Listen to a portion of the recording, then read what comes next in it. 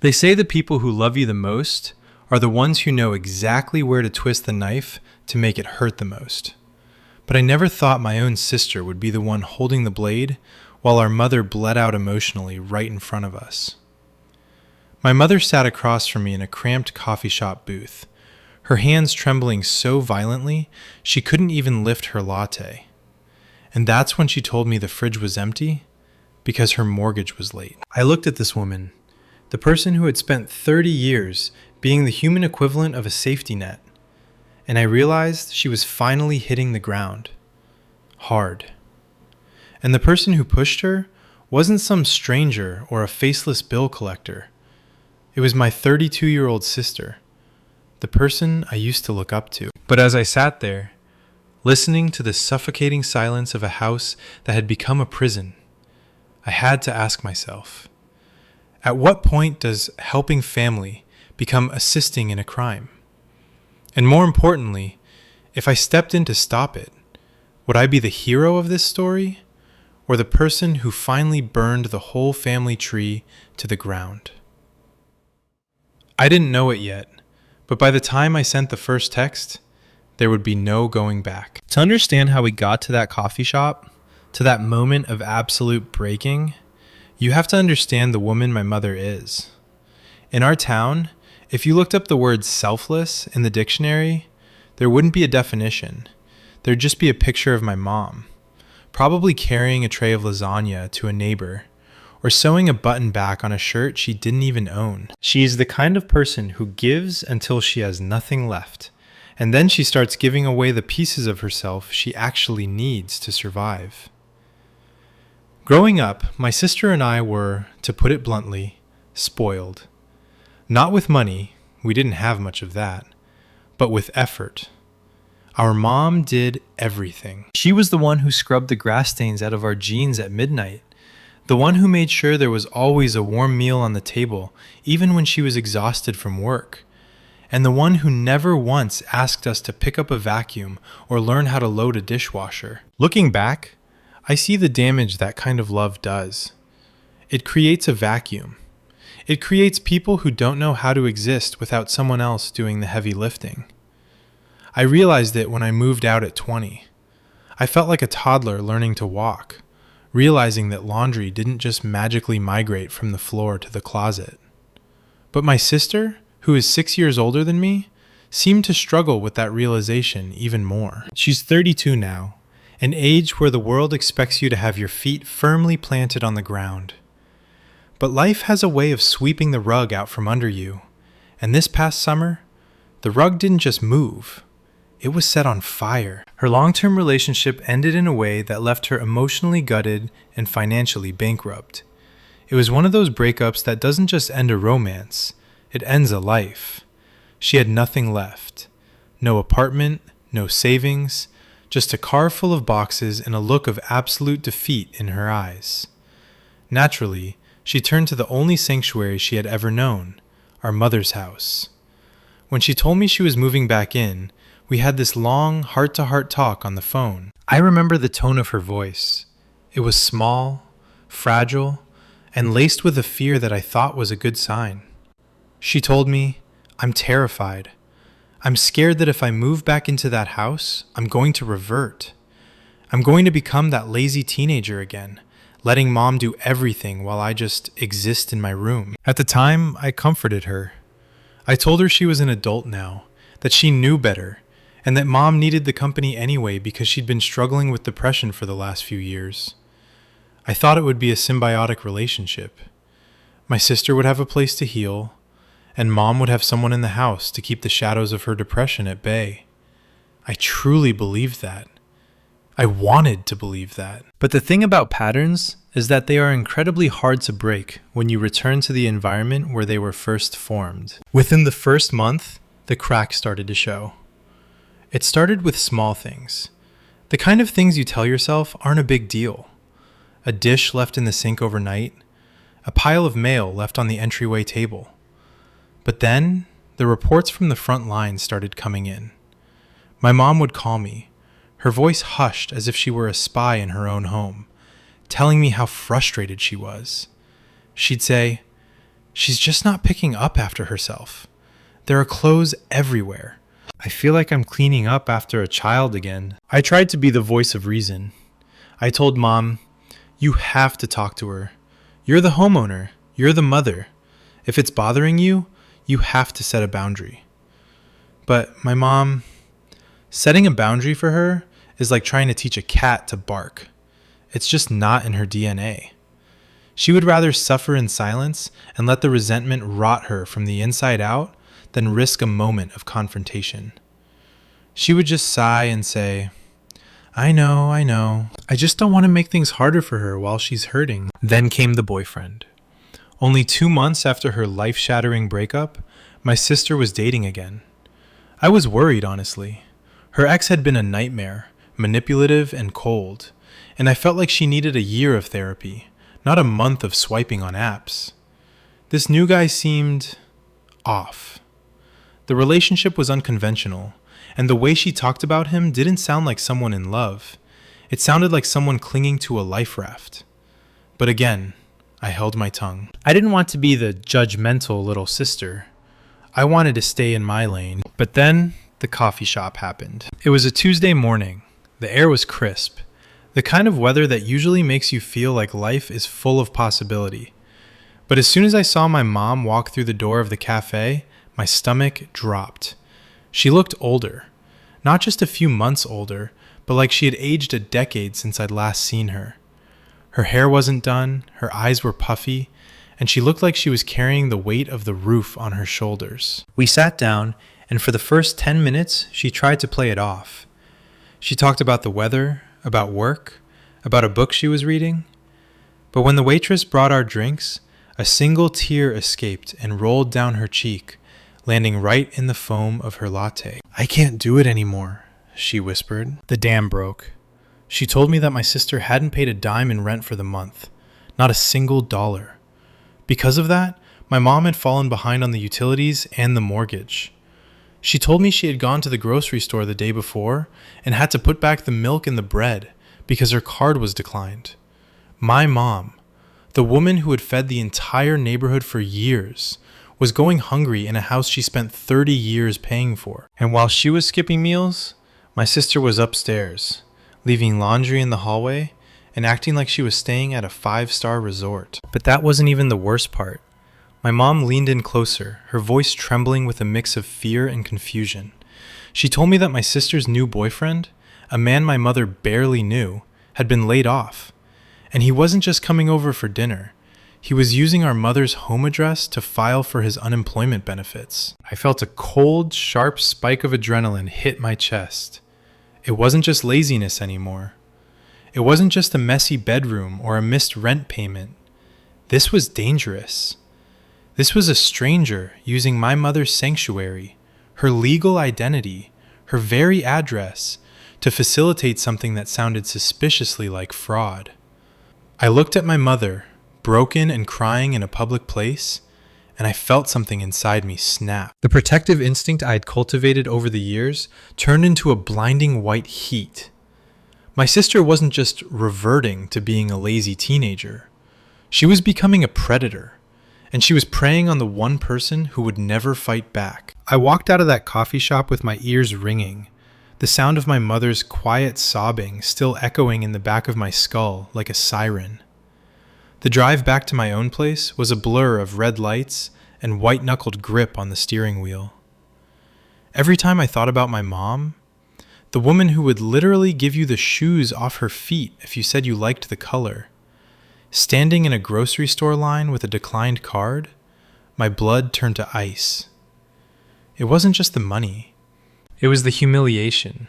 It was the fact that she had been driven to the point of tears by her own child, in her own home, while some stranger was using her mailbox to run a hustle. When I pulled into my driveway, I didn't get out of the car.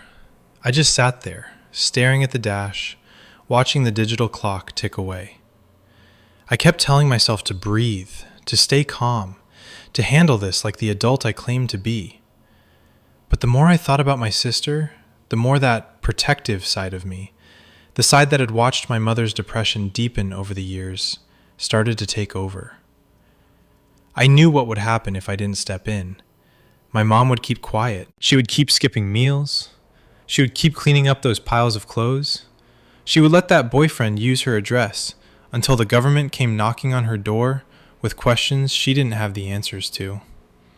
She was drowning in her own kindness, and my sister was the one holding her head under the water. I finally grabbed my phone. My thumb hovered over my sister's contact name, Maya. For a second, I saw her as she used to be, the older sister who taught me how to put on eyeliner, the one I used to run to when I had a nightmare. But that person felt like a ghost now. The woman living in my mother's house was a stranger, a 32-year-old parasite who had forgotten that the world didn't revolve around her trauma. I sent a simple text. "Hey, I really need to talk to you. Can you give me a call when you have a second?" I waited. 1 minute. 5 minutes. 10. I watched the little read receipt pop up. She'd seen it. But the phone didn't ring. Instead, my phone buzzed with a notification from a different person. It was my mom. "Did you say something to Maya?" the text read. "She just came downstairs and asked me why you're looking for her. Please, honey, don't start anything. I shouldn't have said anything to you." The cowardice of it actually made me laugh out loud. A sharp, bitter sound that filled the car. My sister was so afraid of a direct conversation that she had run straight to the person she was currently victimizing to use her as a shield. She was using our mother's fear of conflict to protect herself from the consequences of her own actions. It was a classic move, one she'd been perfecting since we were kids, but this time, I wasn't going to let it work. I ignored my mom's text, which felt like a betrayal in itself, and messaged Maya again. "I'm not talking to Mom about this. I'm talking to you. Call me. Now." The 3 dots appeared. They danced for a long time, disappearing and reappearing, as she carefully crafted her defense. When the message finally came through, it wasn't an apology. It wasn't even an explanation. It was a wall. "I'm not calling you to be lectured," she wrote. "I know Mom has been crying to you, but you don't live here. You don't know what's going on. You need to mind your own business and stay out of mine." The heat in my chest flared into a full-blown inferno. Mind my own business? My business was the woman who raised us. The woman who was currently losing her house because my sister couldn't be bothered to pay rent. My business was making sure my mother didn't end up in legal trouble because some guy she'd known for 3 weeks was using her mailbox for unemployment fraud. I started typing, my fingers flying across the screen so fast, I was surprised I didn't crack the glass. I told her exactly what I thought. I told her that she was 32 years old and acting like a spoiled brat. I told her that Mom was terrified and broke because of her. I asked her how she could possibly sleep at night, knowing she was the reason our mother was crying in coffee shops. And then, I brought up the boyfriend. "And the address thing? That's fraud, Maya," I typed.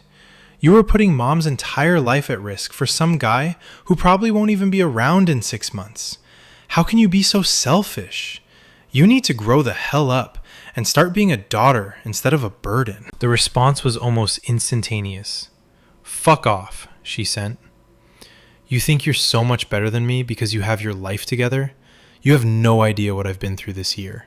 You're a judgmental bitch, and I'm done talking to you." And just like that, the conversation was over. She blocked me. I sat back in my seat, my heart hammering against my ribs. I felt sick. Not because of the name she called me, I'd heard it all before, but because of the absolute wall of denial she had built around herself. In her mind, she was the victim. The breakup, the financial trouble, the depression, to her, those were all valid excuses to stop being a decent human being. She had weaponized her pain to justify her entitlement, and anyone who pointed it out was simply judgmental or didn't understand. But the real fallout was yet to come. 10 minutes later, my mom called me. She was hysterical. "Why did you do that?" she wailed into the phone. "Maya is upstairs packing a bag. She's screaming at me. She's saying she's going to leave and never talk to me again. Why couldn't you just leave it alone?" Hearing my mother's voice break like that, it felt like a physical blow to my stomach. I had tried to help. I had tried to stand up for her. But in doing so, I had handed my sister the ultimate weapon. Now, Maya was playing the "I'm leaving" card, knowing full well that our mother would do anything to keep the family together, even if it meant being walked on. "Mom, listen to me," I said, my voice shaking. "She isn't leaving. She has nowhere to go. She's just manipulating you so you'll feel bad and tell her it's okay to keep doing what she's doing. You can't let her do this." "You don't understand," Mom sobbed. "I just wanted a peaceful house. Now everything is ruined. I regret ever telling you anything.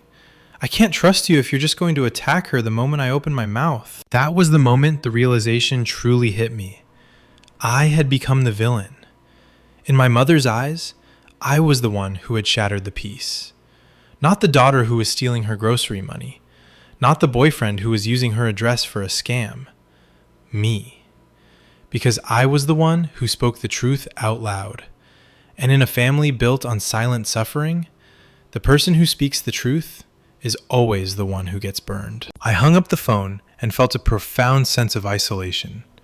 I was standing on the outside of my own family, watching them slowly destroy each other, and every time I reached in to pull them apart, I just ended up with more blood on my hands. I started to wonder if I should have just stayed quiet. Maybe a peaceful house full of lies and debt was better than an honest house full of screaming and tears. But then, I thought about that declined credit card at the grocery store. I thought about the legal paperwork with the boyfriend's name on it sitting in my mom's mailbox. This wasn't just about peace. This was about survival. I knew I couldn't stop now. If I backed down, if I apologized and went back to playing the role of the good, quiet daughter, I was essentially signing off on my mother's ruin. But how do you save someone who is actively fighting to stay in the fire? And how do you deal with a sister who has turned her own self-destruction into a weapon? I looked at the block notification on my screen and realized that the text fight was just the opening act. The real battle was for my mother's future, and I was going to have to find a way to win it without losing the only family I had left. The silence that followed being blocked by my own sister was louder than any of the shouting that had come before it. It's a strange, hollow feeling when someone who shared your childhood, someone who knows the exact cadence of your laugh and the history of every scar on your knees, decides to delete you from their life because you told them the truth. I sat in my darkened living room that night, the blue light of my phone the only thing illuminating the room, and I felt like I was grieving someone who was still breathing. But the grief was quickly replaced by a cold, hard knot of resolve. Maya could block my number, but she couldn't block the reality of what she was doing. The next morning, I couldn't just sit at home. The thought of my mom sitting in that house, surrounded by the tension I had inadvertently turned into a storm, was eating me alive. I drove over there, my stomach doing slow, sickening flips the entire way. I didn't even know if Maya would be there, or if she'd actually followed through on her threat to leave. Part of me, the cruel, exhausted part, hoped she had. If she left, the peace would be gone, but the parasite would be removed. But I knew her better than that. Maya didn't leave situations where she had a free ride. She just made the ride as uncomfortable as possible for everyone else until they stopped asking for gas money. When I pulled up to the curb, the house looked exactly the same as it always had. The white siding was a little dingier than I remembered. The rose bushes my dad had planted years ago were overgrown and wild, but otherwise, it was the picture of suburban normalcy. It was a lie. Inside that house, a slow-motion car crash was happening, and I was the only one trying to pull the victims from the wreckage. I didn't knock. I still had my key, a heavy piece of brass that felt like a weapon in my pocket. I stepped into the entryway and was immediately hit by the smell. It wasn't the smell of home anymore. It didn't smell like the lavender candles my mom used to burn, or the scent of clean laundry. It smelled heavy, stale. There were shoes kicked everywhere in the hallway, a trail of mail scattered on the floor, and a crusty cereal bowl sitting on the banister. "Mom?" I called out, my voice sounding thin in the quiet house. "In the kitchen," came a muffled reply. I walked down the hall, my heart hammering against my ribs. My mom was sitting at the small wooden table, a cup of tea in front of her that had long since gone cold. She didn't look up when I entered. She looked smaller than she had the day before, if that was even possible. Her shoulders were hunched, and she was staring at a stack of bills with an expression of pure, unadulterated exhaustion. "Is she here?" I whispered, sitting down across from her. Mom nodded slowly. "She's upstairs. She hasn't come down since last night. She told me she's not speaking to you ever again, honey. She said you're trying to ruin her life while she's at her lowest point." I felt the anger flare up again, but I forced it down. "I'm not trying to ruin her life, Mom. I'm trying to save yours. Did you talk to her about the money?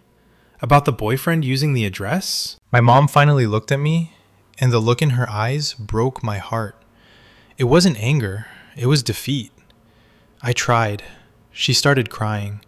She said Derek, the boyfriend, doesn't have anywhere else to send his mail right now because he's staying with friends and their lease doesn't allow it. She said it's just for a few weeks until he gets back on his feet. And the rent? She said she'll have it next month. She had some unexpected expenses this month. "Unexpected expenses?" I scoffed, my voice rising despite my best efforts. "Mom, those expenses are probably her taking him out to dinner or buying new clothes to feel better about the breakup. And Derek? Who is this guy? You barely know him, and he's already using your legal residence for government documents? Do you realize how dangerous that is? If he's committing fraud, it's your door the police are going to knock on." "Don't say that," Mom whispered, her voice trembling. "Don't make it sound so scary. He seems like a nice boy. He brought me flowers last week." "Flowers don't pay the mortgage, Mom. Flowers won't help you if the IRS or the Department of Labor comes asking why a man who doesn't live here is claiming benefits at this address." Just as the words left my mouth, I heard the heavy thud of footsteps on the stairs. My skin crawled. I knew that walk. It wasn't the light, airy step Maya used to have. It was the heavy, deliberate stomp of someone who wanted you to know they were coming, and they were pissed. Maya rounded the corner into the kitchen. She looked a mess. Her hair was matted into a messy bun. She was wearing an oversized sweatshirt that I realized with a jolt probably belonged to Derek, and her eyes were red and swollen. But when she saw me, those eyes didn't fill with tears. They turned into flint. "What are you doing here?" she spat. "I told Mom I didn't want you in this house." "It's not your house, Maya," I said, my voice steady despite the adrenaline surging through me. "It's Mom's house, and as long as you're making her cry and putting her finances in jeopardy, I'm going to be here." Maya laughed, a harsh, jagged sound. "Making her cry? You're the one who came in here like a wrecking ball. Mom and I were fine. We were managing. Then you decided to play hero of the family because you've always been the golden child, haven't you? Little Miss Perfect with her little apartment and her little job looking down on the rest of us." "I don't look down on you," I said, leaning forward. "I'm worried about you.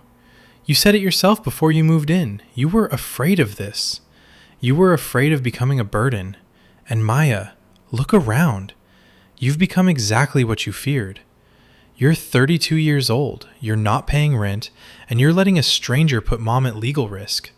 That isn't managing, that's predatory." Maya's face went pale, then a deep, mottled red. "You don't know Derek. You don't know what he's been through. He's a good person who got a raw deal, just like me. And the address thing? It's a victimless crime, you idiot. The government has billions of dollars. Who cares if he uses a different mailbox to get the money he's owed?" "The victim is Mom," I shouted, finally losing my grip on my temper.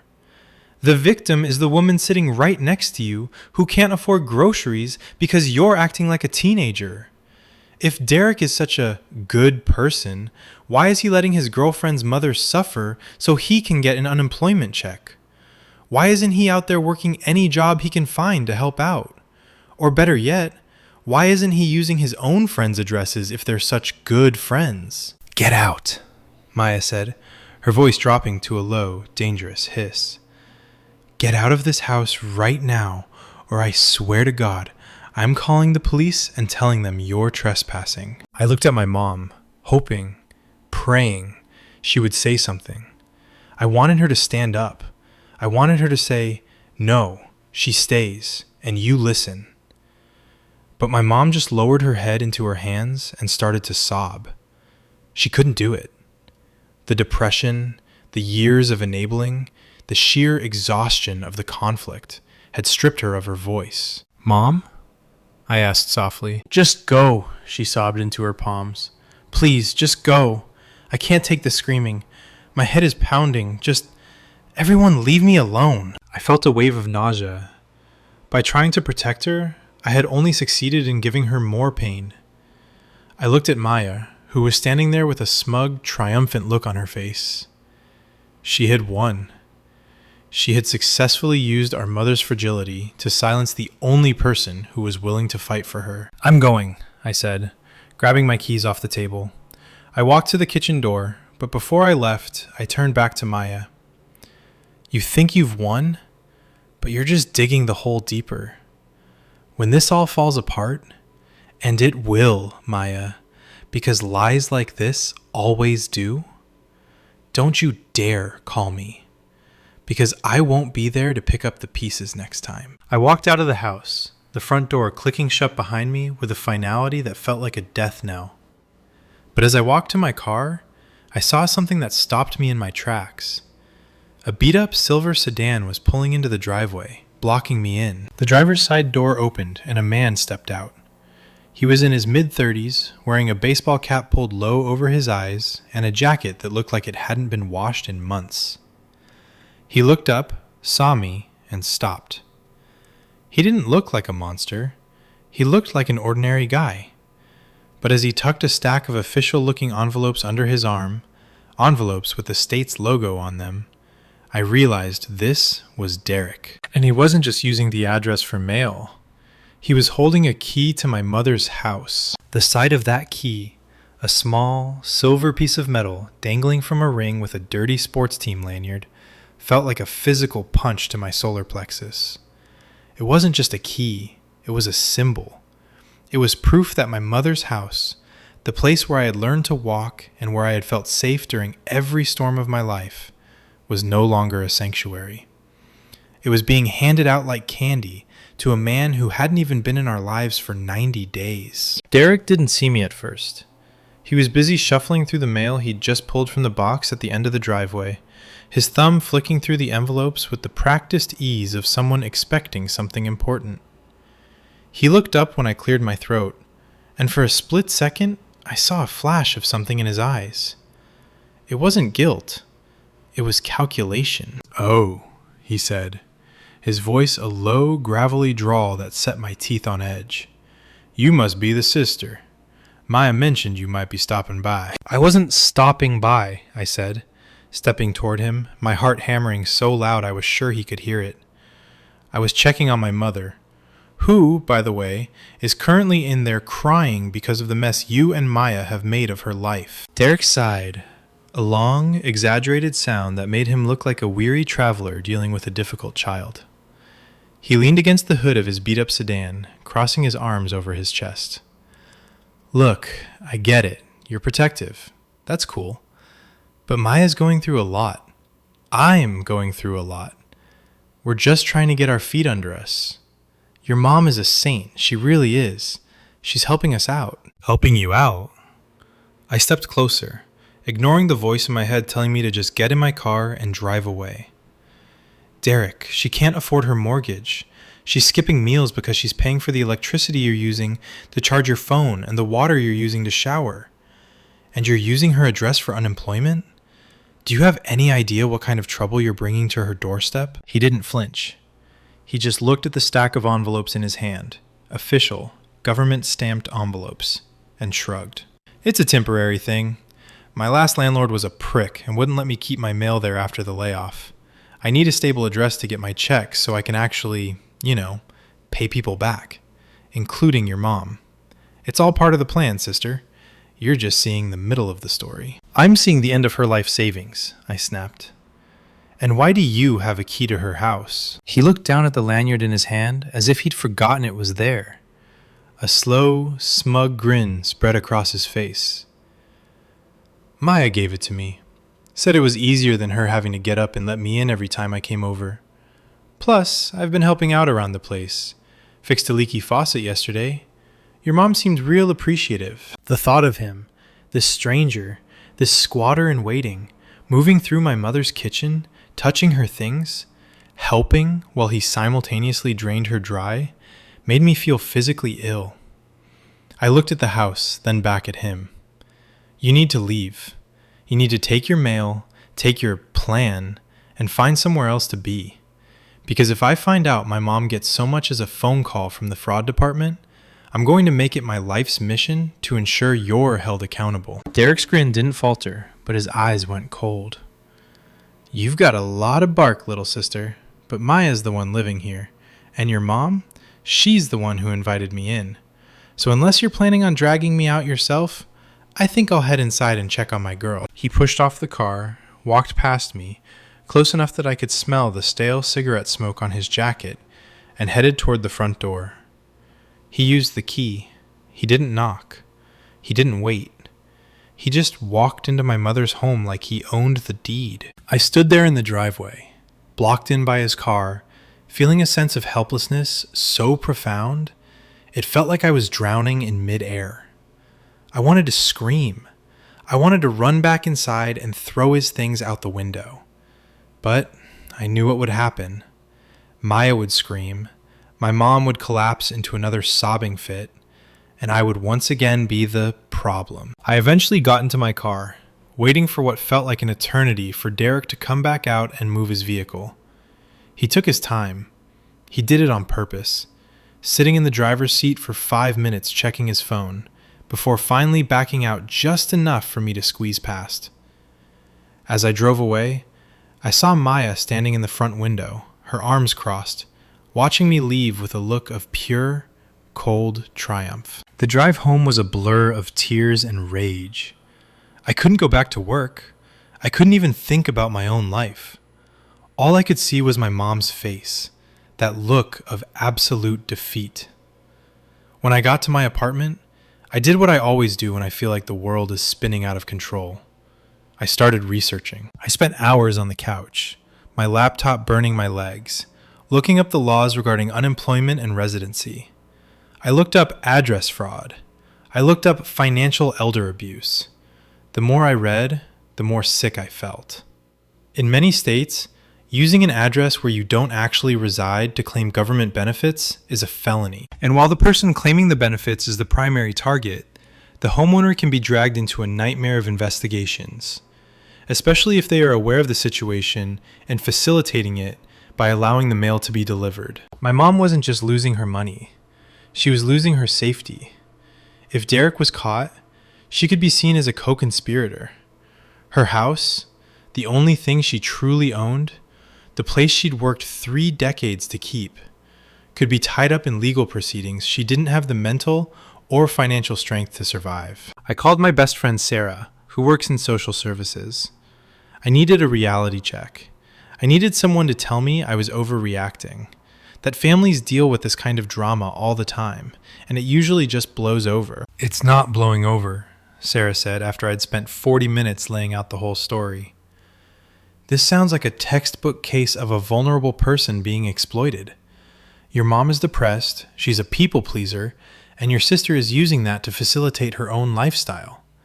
And the guy? He sounds like a drifter who's found a soft place to land. People like that don't leave until there's nothing left to take." "But what do I do?" I asked, my voice cracking. "If I call the police, I'm reporting my own sister's boyfriend. I'm blowing up my mom's life. She'll never forgive me." "You have to ask yourself what's worse," Sarah said quietly. "Her never forgiving you, or her losing her house and ending up in a legal battle she can't win? Sometimes being the villain is the only way to be a daughter." I hung up the phone and stared at the wall. The weight of it was crushing. I was 26 years old. I was supposed to be worried about my career, my dating life, my future. Instead, I was sitting in the dark, contemplating whether I should blow up my entire family to save a woman who didn't want to be saved. I looked at my phone.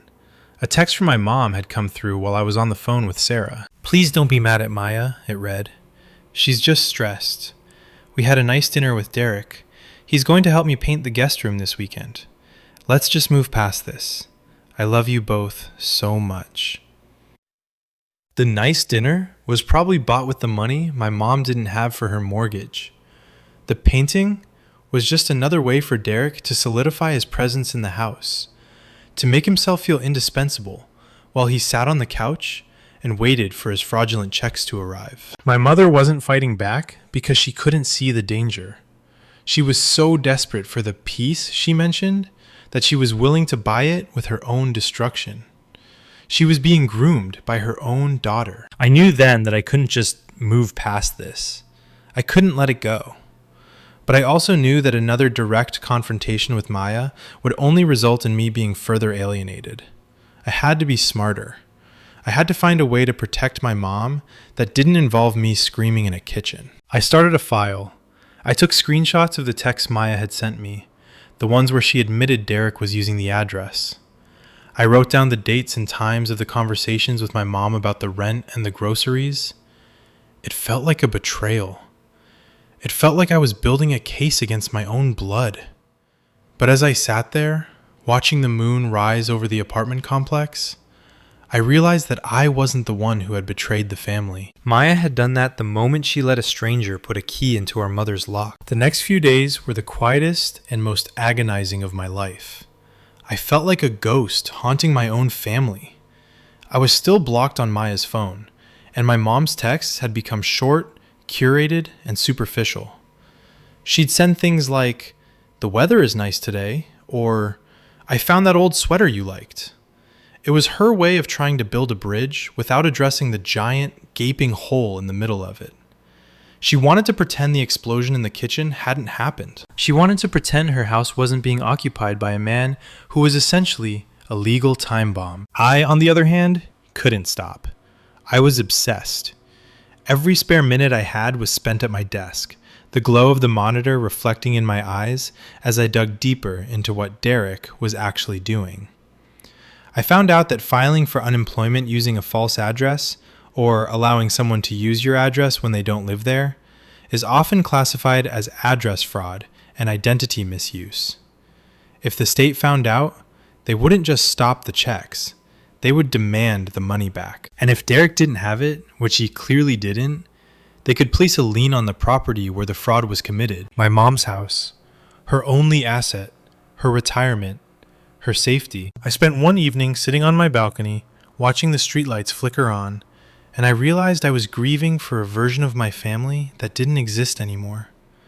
I missed the days when our biggest problem was who forgot to take the trash out. Now, I was looking at legal statutes and wondering if I needed to hire a private investigator.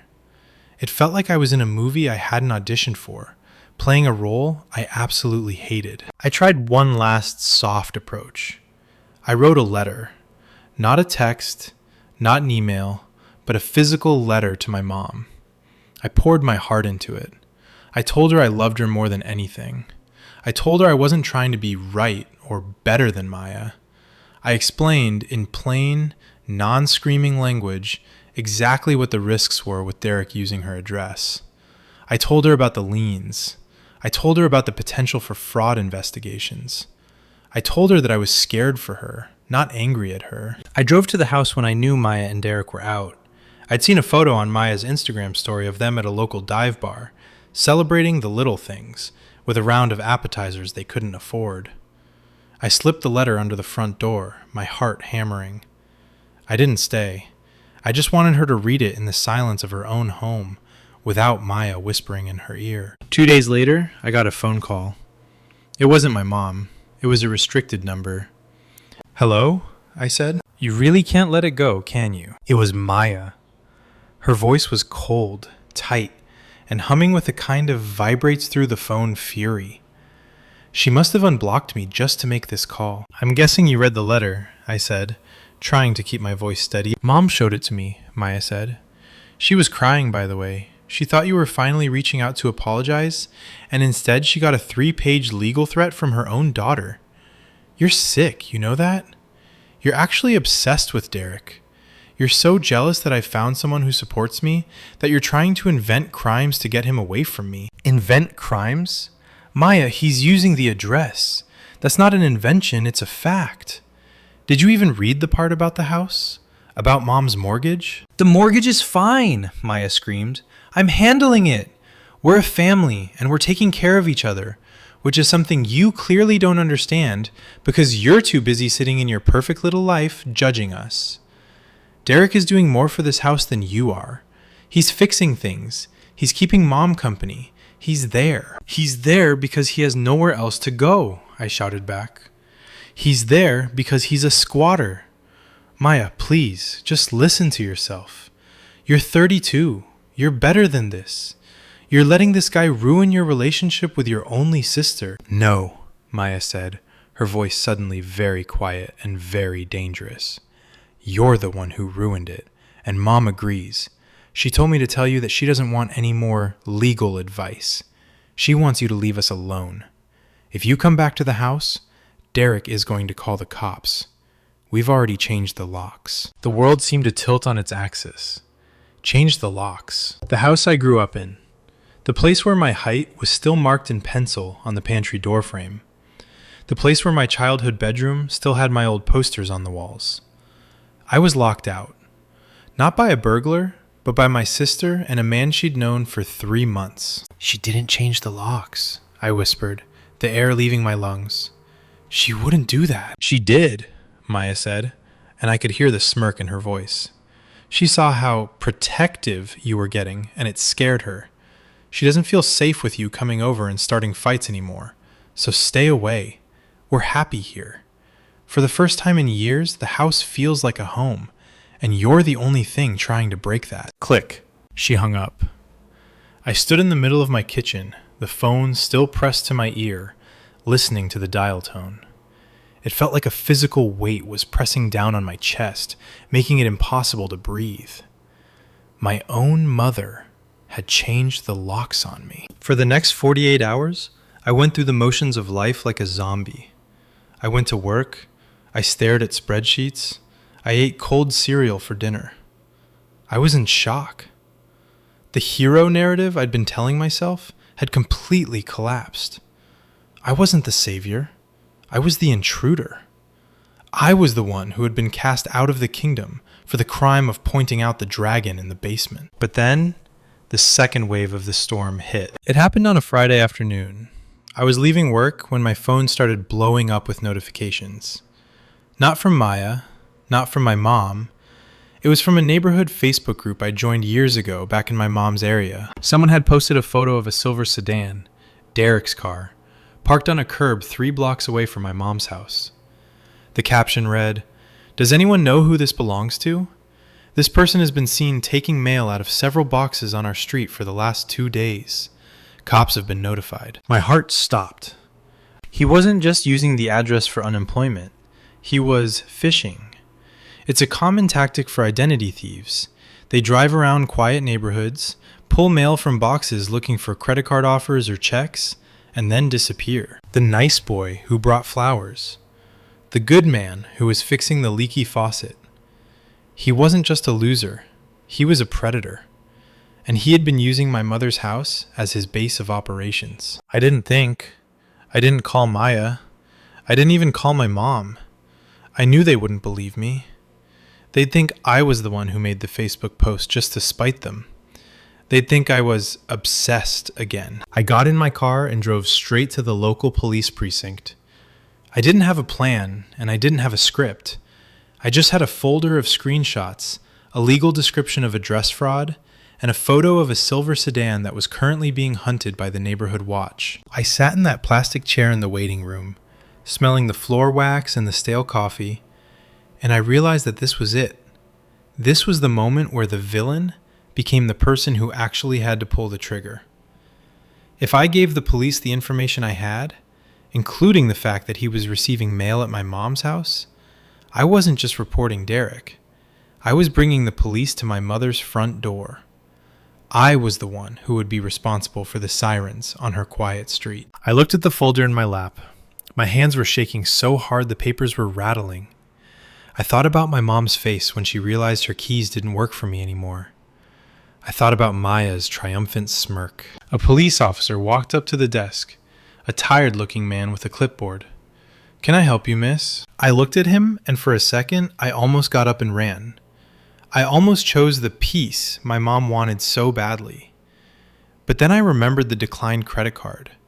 I remembered the empty fridge. "My name is Sarah Miller," I said, my voice cracking, "and I need to report a series of crimes being committed at my mother's address." The air in the police station was thick with the scent of cheap floor cleaner and old paperwork, a sterile, suffocating smell that seemed to coat the back of my throat.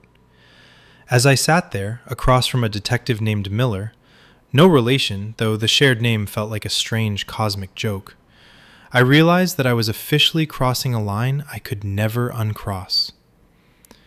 There is a specific kind of silence that happens right before you change your life forever. It's the silence of the fuse burning down, and I was the one who had struck the match. Detective Miller flipped through the folder I had handed him, his face a mask of practiced neutrality.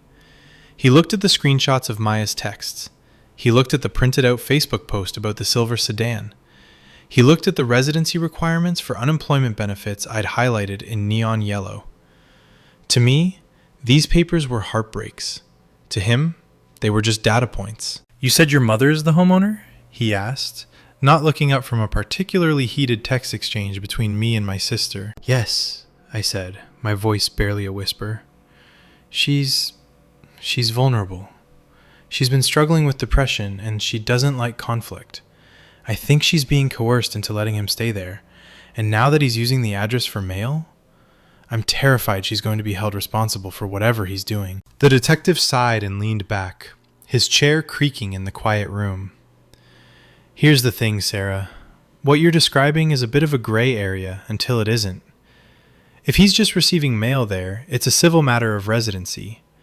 But if he's using that address to defraud the state, or if he's fishing in other people's mailboxes, as that Facebook post suggests, that's a criminal matter. The problem is, if we go to that house to talk to him, your mother is the one who's going to have to answer the door. She's the one who's going to have to tell us he doesn't live there." "She won't," I said, a tear finally escaping and hot-tracking down my face. "She's too scared of losing my sister. She'll lie for them. She'll say he lives there. She'll say it's all fine." "Then there's not much we can do on the residency side," Miller said. "However, the mail theft? That's a different story. If he's the guy in that silver sedan, we already have a patrol car looking for him. If we catch him with mail that doesn't belong to him, the address fraud becomes part of a larger investigation. And at that point, we have to look at everyone in the house." I felt a chill run through me. "Everyone? Even my mom?" "She's the homeowner," he said simply. "If she's providing a safe harbor for criminal activity, it gets complicated. My advice, get her out of that house. If you think things are going south, she shouldn't be there when the hammer drops." I left the station feeling like a ghost. I had done it. I had set the wheels in motion. But instead of feeling a sense of relief, I felt like I had just called in a strike on my own childhood home. I didn't go back to my apartment. I couldn't. I drove to a park near my mom's neighborhood and sat in my car, watching the sun dip below the horizon, waiting for the world to end. It happened around 7 p.m. My phone didn't just ring, it exploded. I had 10 missed calls from Maya in 3 minutes. Then, a call from my mom. I picked it up, my heart lodged in my throat. "Sarah?" My mom's voice was high-pitched, bordering on a scream. There was a sound in the background, a loud, rhythmic banging, and the muffled shout of a man. "Sarah, what did you do? There are police here. They're in the driveway. They have Derek against the car." "Mom, listen to me. They're searching his car, Sarah.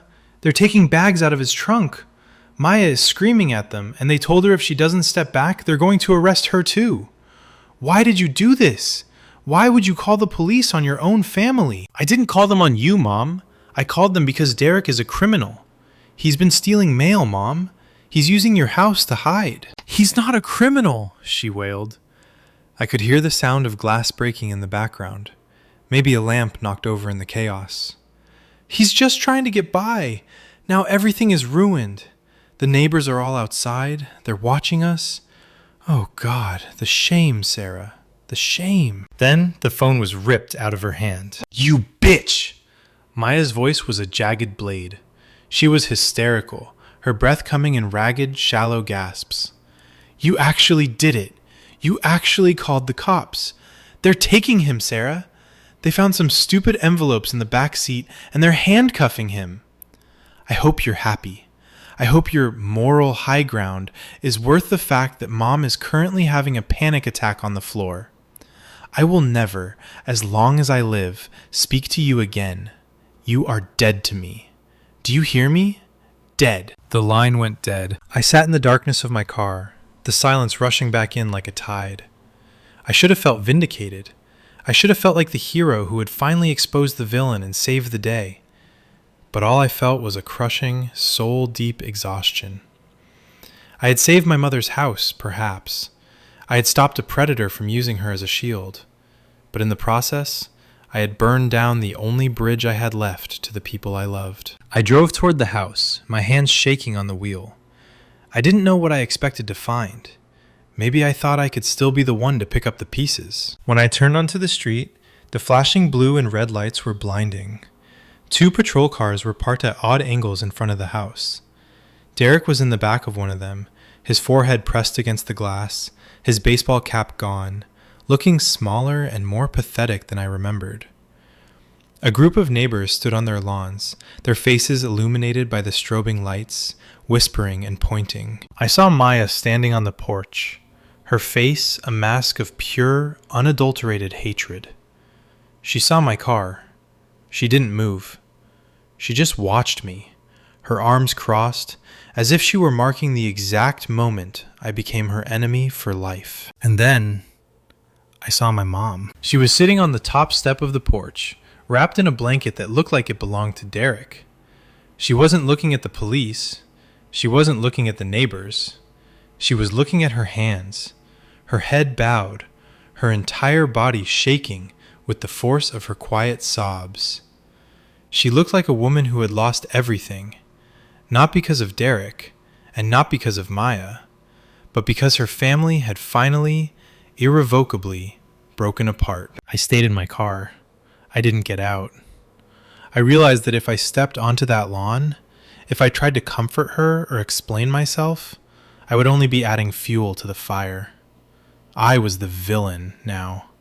I was the one who had brought the flashing lights to the quiet street. I was the one who had replaced the peace of a lie with the violence of the truth. As the police cars began to pull away, taking Derek into the night, I watched Maya go over to my mom and pull her inside. She didn't look back at me. She just shut the door. The sound of the deadbolt clicking, the new lock, the one I didn't have a key for, echoed in my head like a gunshot. I sat there for a long time, watching the house. One by one, the neighbors went back inside. The street returned to its quiet suburban normalcy. But I knew that inside that house, nothing would ever be normal again. The fridge might be full eventually, and the mortgage might get paid, but the trust was gone. The sister I grew up with was gone, and the mother who used to be my best friend was now a woman who feared my protection more than she feared a criminal's exploitation. I put the car in gear and started the long drive back to my empty apartment. I had done the right thing. I knew I had. If I hadn't stepped in, Derek would have eventually drained my mom dry or gotten her caught up in a felony. I had saved her future. But as I looked at my phone, seeing the blocked status on both my sister's and my mother's numbers, I had to ask myself, at what cost? I had won the war, but I had lost the family. And as the tears finally started to fall, I wondered if I would ever be able to live with being the person who did the right thing in the worst possible way. What would you have done? Would you have let it go for the sake of peace? Or would you have blown up your family to save them from themselves? Let me know in the comments. This is a tough one, and I'm still trying to figure out if I made the right call. If you've ever been the villain for doing the right thing, share your story below. And if you want to hear more stories about the complicated, messy reality of family dynamics,